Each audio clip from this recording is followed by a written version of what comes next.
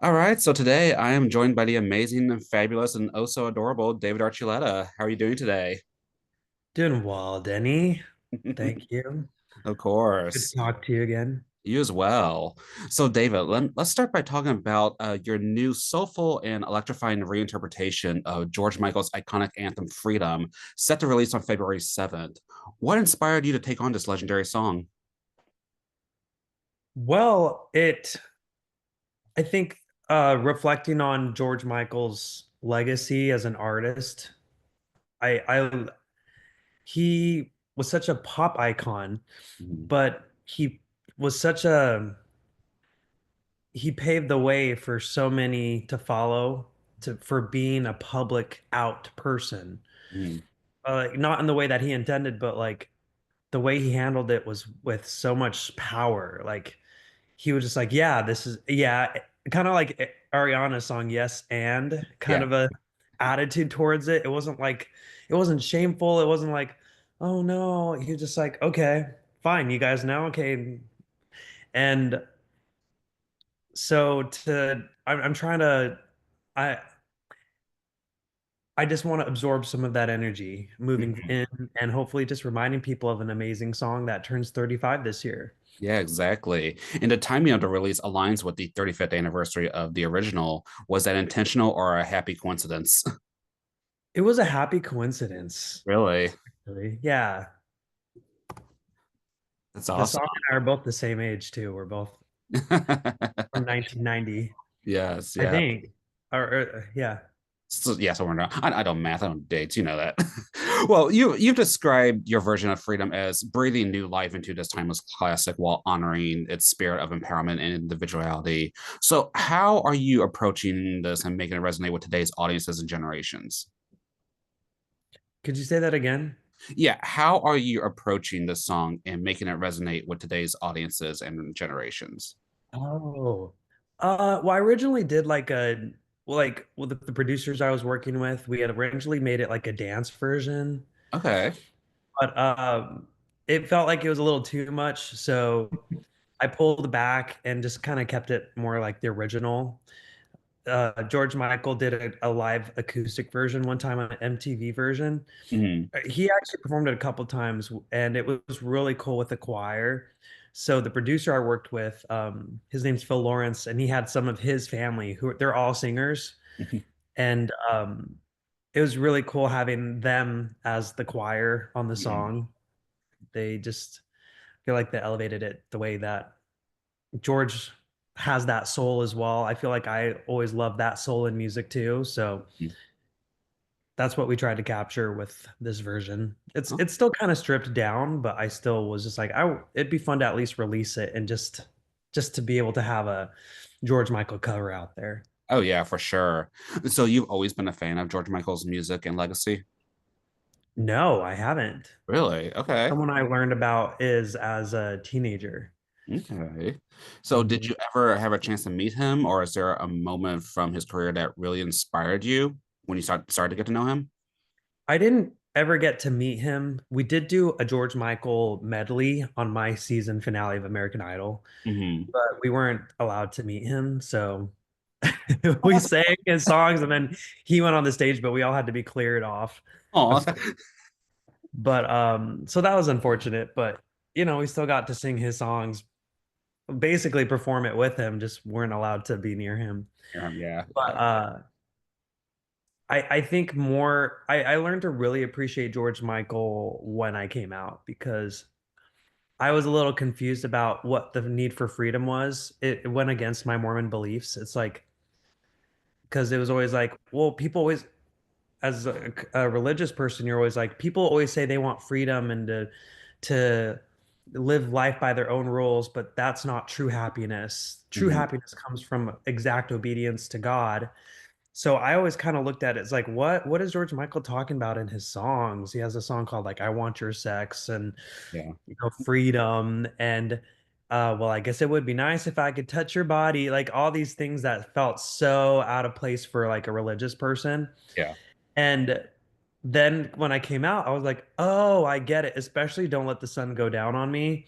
Mhm. I was like, Oh my gosh, like now this song makes sense why it's so powerful, especially when he sang, him singing it with Elton John, Yeah. and just like realizing what they had to go through in the public eye, and the discrimination and the judgment and the the fear of something, of queer people that the majority of people don't understand. Mhm. They were able to combat that so fervently. So it just like really yeah, when I came out, that song just meant the world to me. Definitely. Well, what are some of your other absolute favorite songs from George Michael? I mean, like, Wham, when he was with Wham, Wake Me Up Before You Go Go, Mhm. that was that's such an iconic song that has passed generations. Like if the newer generation doesn't know who George Michael is necessarily, if you tell them that song or like Last Christmas, then they're like, "Oh my gosh, okay." But yeah, I would say that I mean, Freedom, the reason why I'm doing Freedom is because it's my favorite George Michael song. Mhm. And especially the lyrics, like saying, Heaven knows I was just a young boy, didn't know what I wanted to be. And he talks about how he became like a star as a teenager. Yeah.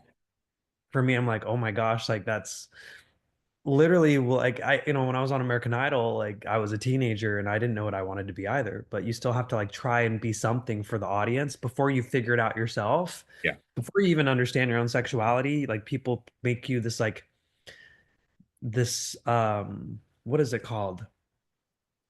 Like the thing like a what is it called when it's like a lot of people like someone like a heartthrob.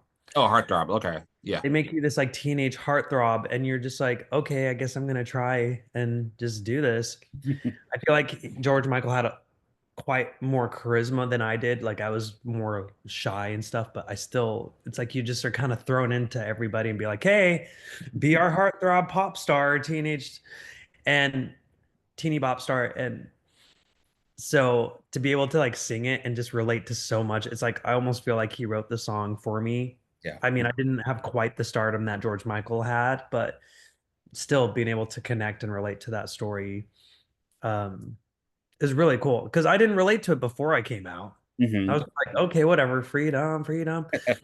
And then like coming out, I'm like, oh my gosh, this is like, That's so much uh, more a meaning to you now. yeah, I was like, wow, someone understands me. And Mhm. even though he's not around anymore, like I still felt understood and seen by him Very writing that song.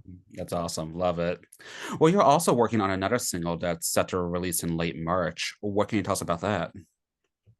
Oh, that song. Yeah, I'm excited. It's because freedom's like its own thing. It kind of goes hand in hand. I feel like freedom goes hand in hand with the book, the memoir I'm writing, Okay. because it talks a lot about like my personal journey, like with religion into coming out. Yeah.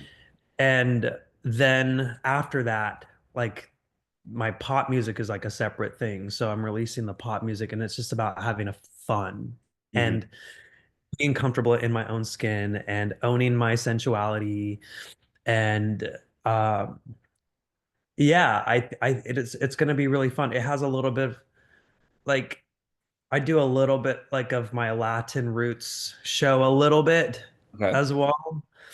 So I'm just excited for Mhm. this next chapter. I've never like released pop music with any like Latin like Spanish in it. Mhm. So it'll be fun. Yeah, I was definitely. I was channeling like my pop girl summer from last year. You still have your Brat Summer.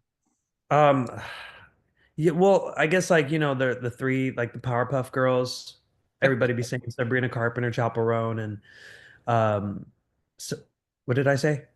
Chaperone, Sabrina Carpenter, and Charlie XCX. And Charlie XCX. Yeah, thank you. Even though people they at first they were interchanging Charlie with Billy. Yes, yes, and I mean she also did a like video with Billy, didn't she? Oh, yeah, yeah. Yeah, yeah. That song was so fire. I Yeah. love, I love that new album. It was amazing. So, are you going to be doing any full length albums or new tours this year? Because, yeah, I was told that 2025 is a big music year for you. Yeah, I mean, I've written a lot of songs and I intend to release several of them this year at least. And into I was actually having a meeting yesterday, like, okay, how am I going to release, like, what's the plan? So that's still in the works, but songs are definitely coming out this year, followed by a tour that we're already scheduling. Nice. Um, it's going to be a busy year all the way into the holidays. So I'm excited for everything because, it's fun to release new stuff. And I have a Yeah. book and music. Mhm. Like, there's going to be a lot of David Archuleta content for people who've been, keeping track of what I do. Yes, and we love it. Yes. Well, you'll also be performing at the New York Gala HRC event on February 1st. How does it feel to be part of such a powerful evening, and what can we expect from your performance? Oh my gosh. Yeah. I'm excited to I'll be singing a couple like one of the songs that I released last year, which is like a big uh it's like it's what a song that was about like learning how to find space for myself, Hmm. as learning how to accept myself when so many people told me that it wasn't okay to. So I feel like a lot of people can discriminate you for being not the same as the majority of people. Yeah. And so people can look at you as like less than, or even like as like a subpar human. Like they don't, it's almost like they dehumanize you. So to be able to write a song and be like, you know what, even if you dehumanize me, that's fine. It doesn't matter. We're just gonna, how do I put it? I, like my song called Held Together, like that I released last year, and it was basically like because so many people from religion would be like, well, if you come out and if you're one of the LGBT people, Mhm. um, you're basically going to hell, like you're selling your soul. And so I'm just like, fine, if that's what it is, then well, Be it. well, my mom, she told me like, if that's where you're going, then hey, we're all going with you. And basically to say like, hey, you're not above us. And so to be able to go and kind of like vouch for people and for that we all have we all deserve a chance to be here and to live our lives and to be happy and have those rights just as a human being to be who we are, especially if it's not affecting anyone in a negative way, even though that's the perception that has been planted into a lot of people's minds. It's here to kind of prove that perception wrong. Yeah, definitely. Definitely. Love it. Well, I'd like to circle back for a second and talk a little bit more about this memoir that you're releasing. What inspired you to write it at this point in your life? Uh, it was inspired by one of my friends actually to they're like, have you ever thought of I was talking about my story with them and they were just like, have you thought of writing a book? And I was like, yeah, I have. And they're like, well, let me introduce you to my team. So I did.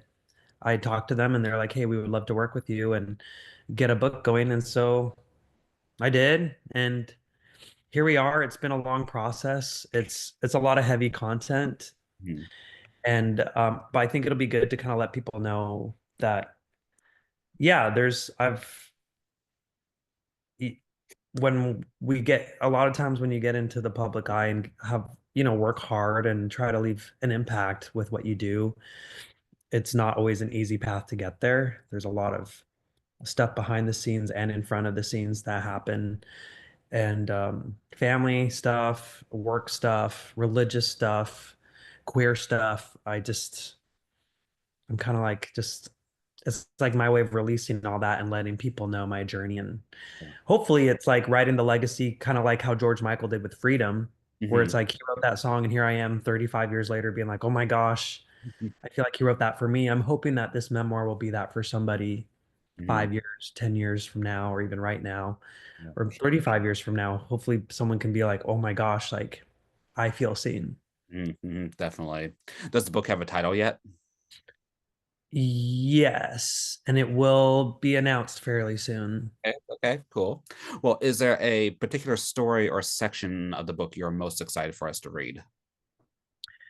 Yeah, I would say the part I'm most excited about is basically like the religious side of things and how I came to work through the religious beliefs I had to come to a place to accept myself.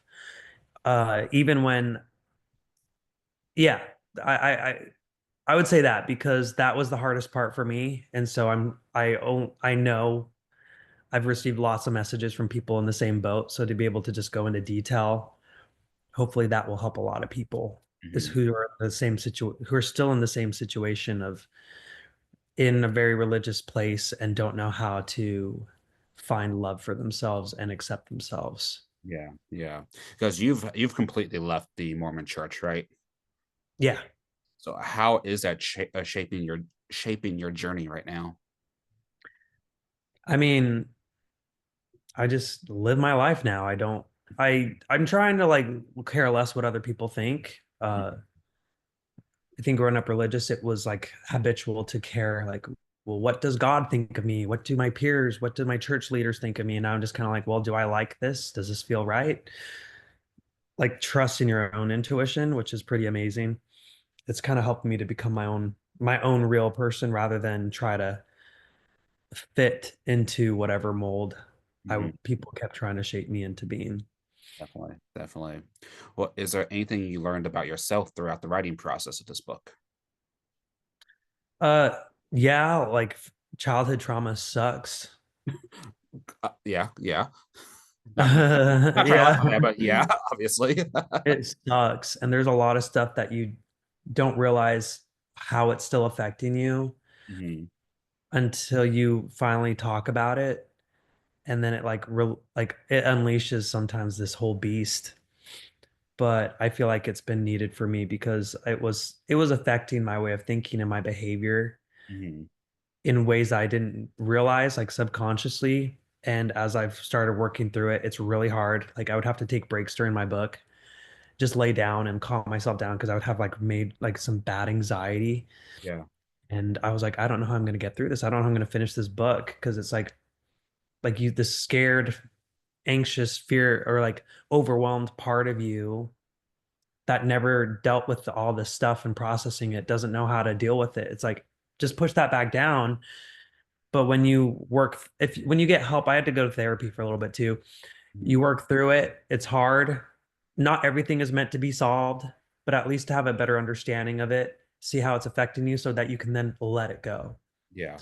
or let go of the parts that you don't need to have there are parts that you can process, some things that you probably never will, and just to understand it all, make sense of it at least is so helpful.